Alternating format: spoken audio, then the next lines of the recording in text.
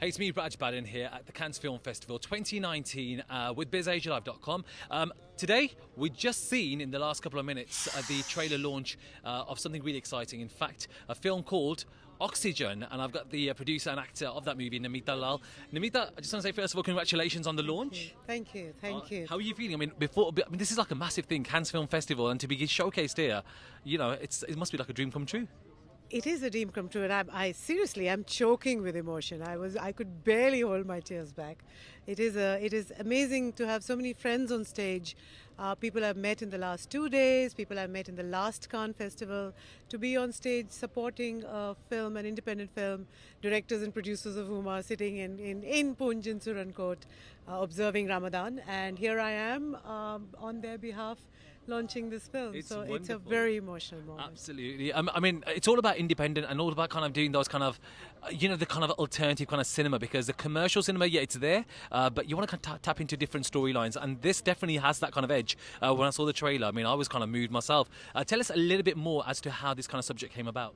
So the subject is very close to my heart, and this director, Shoaib Nikas Shah, who's a Kashmiri himself, lives among those forests, which and they're very involved with the issues around degradation of those forests. So he knows forest officers in that location, and if you read anything about forest officers in India, you'll see there that they do get into these corruption deals a lot.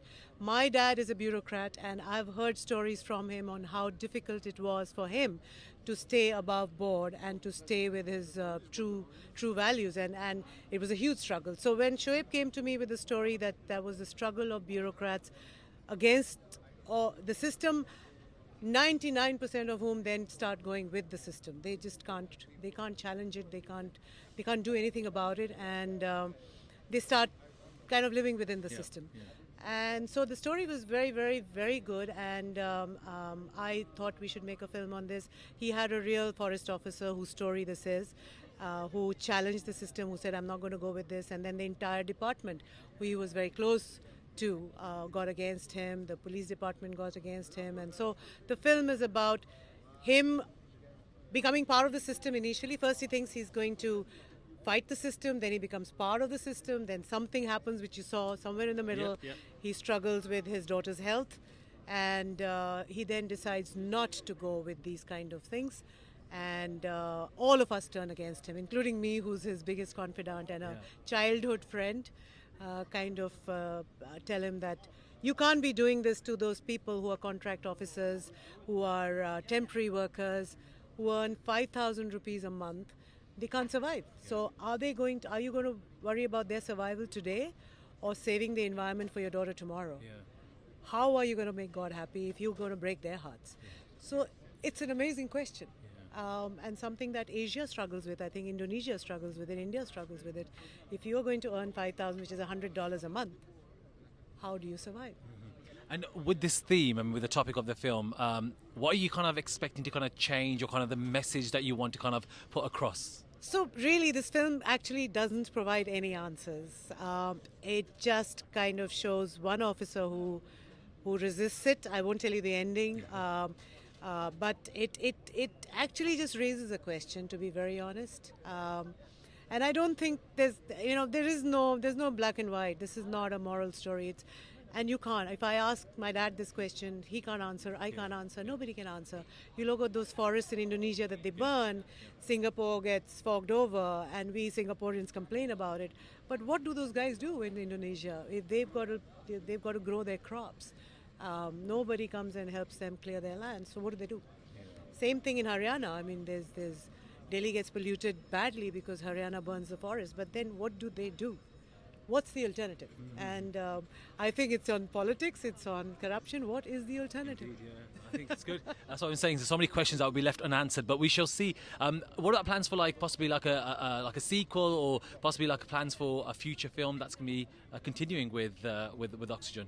Actually, we've moved away from the corruption theme to the next one that I'm doing, which is football, which is on Kashmiri youth, their love for sport and their inability to play sport because of all the issues that happen in Kashmir and poverty that is there because of all the problems. So that's the third film I'm doing with Shoaib, which is talking about I'm playing a football player who gets married off at an early age, and I can't play the big league, and so I still play with the village kids after getting married, but then I train a guy to come back into the sport.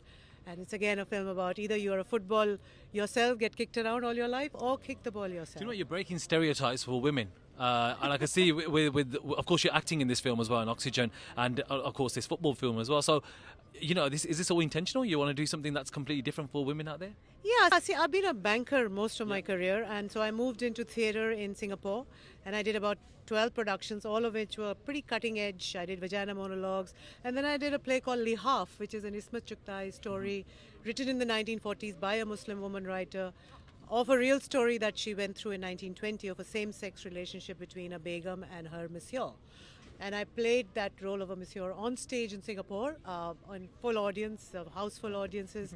Singapore still has like Section 370, but we were allowed to show it on stage. I shouldn't say it, I'm a Singaporean, but I think they kind of like Ismat Chughtai's writing. Yeah. It doesn't really show much, but it's just thematic. There's a lot of under the quilt. It's called the quilt. And then Rahat Kazmi was making the film in India. They bought the rights from Ismat, and he knew the director of the play, so he offered me the same role. So that's the film, the poster of which we launched in Cannes last year. That was my first trip to Cannes. So I'm blessed. I launched a poster last year. This year it was a reference film in co-production, co-produced by Mark Bashir, the Lunchbox and No Man's Land guy. So he co-produced it with us. He loved the theme. I met him in Goa. And then moving on to Oxygen, then football. Films that are cutting edge issues that we generally don't want to talk about, and which portray women in a position of strength. In this one, I play a woman who is who thinks he's right, but I also support those young officers who can't survive. So it's a bit of an edgy character. That's brilliant. And just quickly going back to what I said earlier about the kind of direction Indian cinema is going, it's giving a platform for independent makers like yourself and also actors.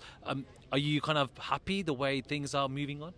I think so. While a lot of filmmakers do struggle with releasing their film, getting returns for their film, but there are three things that I have to say. Having entered this industry like a rookie, I'm a total rookie, and it helps because I have no paradigms. I have no baggage. I think just like banking, this industry is changing rapidly with all the digital revolution that's happening. So I think the older lot will struggle, but they'll have to adopt to the newer way of doing things. And the new way of doing things, I think, is in the budget and the making of the film. Good content in reasonable budgets. Make a film with $80,000, $100,000, max I would say $300,000. Good content. Create it, make it such that it looks like bigger production value than it is, than the money you spend. Cut out all the expenses of vanity vans. And when we shoot in Kashmir, we are in little rickety cars. I put chunnis on the window and change inside, and the entire village is surrounding me. But that's how I am. I've done theatre, so you just save a hell of a lot of cost. And you make a good film with a good budget, a reasonable budget. I think there will be enough content buyers. Content is in demand. But you won't get it at the price that you're used to making films. So I think that's the second one. And third one, I think, is the fact that this kind of industry, the industry it is now, has given way to so many people like us who love acting. And you see the Neena Guptas and the Irfans and the Nawazuddins who've been around for a long time but now are coming out. So I think I'm blessed, I'm lucky. It's the right time at the moment, isn't it? It's the right time. Age doesn't matter, sex doesn't matter, gender doesn't matter. Doesn't matter what background you got, because I mean, like you said, a banker to now an actress and also producing as well. So I just wish you the best of luck. Thank you so much for your time, and all the best with Oxygen, and all the best with your stay here at the Cannes Film Festival. Thank you so much. Thank you. It is wonderful to see people like you supporting us. Thank you. Thank you.